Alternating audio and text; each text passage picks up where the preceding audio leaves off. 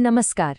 कभी ऐसा महसूस हुआ है कि हम किसी ऐसे मोड़ पर आ खड़े हुए हैं जहां क्या सही है और क्या गलत, इसके बीच की लकीर ही धुंधली हो गई है।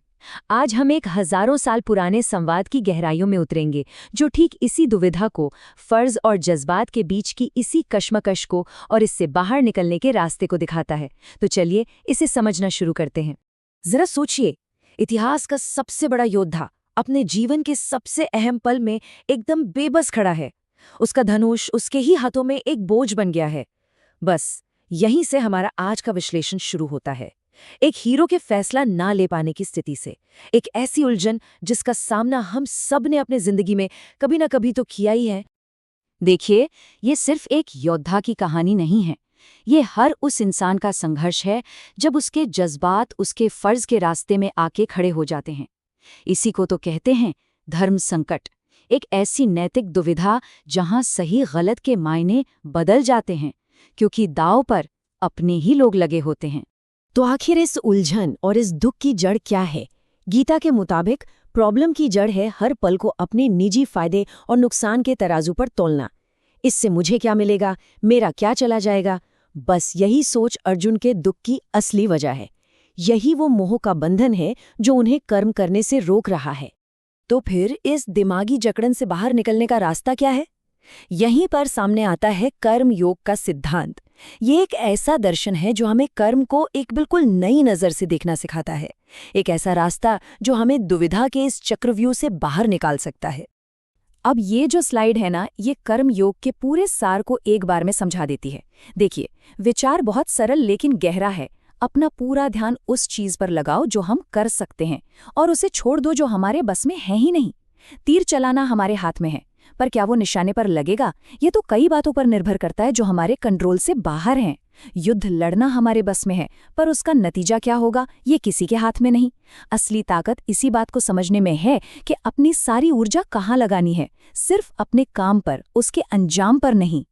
और जब कोई इस सिद्धांत को अपनी जिंदगी में उतार लेता है ना, तो वो बन जाता है स्थित प्रज्ञ, मतलब जिसकी बुद्धि स्थिर हो गई है।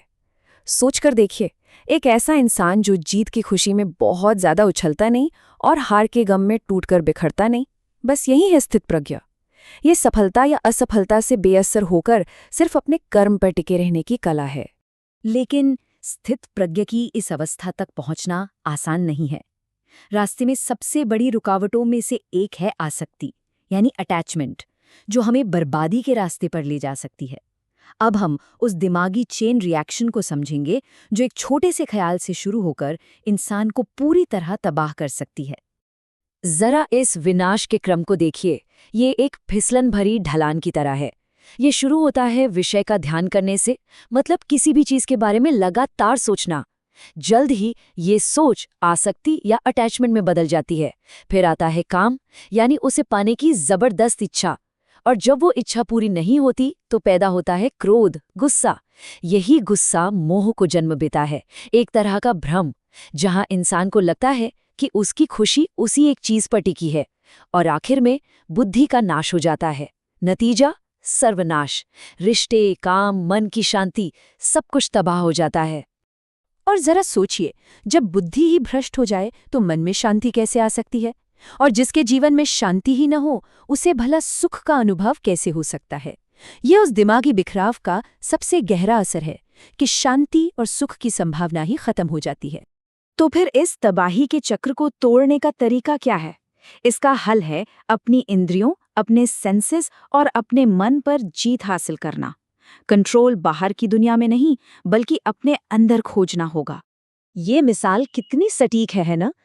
जैसे हवा का एक तेज झोंका एक नाव को उसके रास्ते से भटका देता है, ठीक उसी तरह हमारी बेगाम इच्छाएं हमारी बुद्धि को सही रास्ते से भटका देती हैं।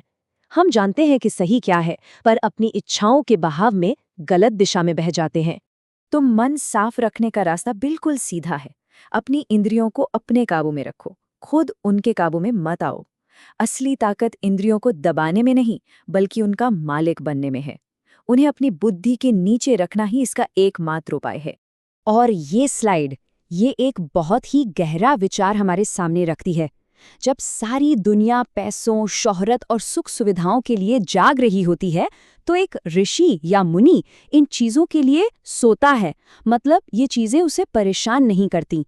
और इसके ठीक उलट, जब दुनिया आत्मज्ञान और मन की शांति जैसी चीज़ों के लिए सो रही होती है, तब मुनि इन्हीं चीज़ों के लिए पूरी तरह जागृत होता है। ये सोच और प्राथमिकताओं का एक पूरा उलटफेर है। तो आखिर में ये सवाल हम सब के सामने आकर खड़ा हो जाता है। जिन चीज़ों के पीछे हम दिन रात भाग रहे हैं, क्या वो वाकई में कोई मायने रखती हैं? इस पूरे विश्लेषण के बाद ये सोचने का वक्त है कि हमारी चेतना जाग रही है या सो रही है।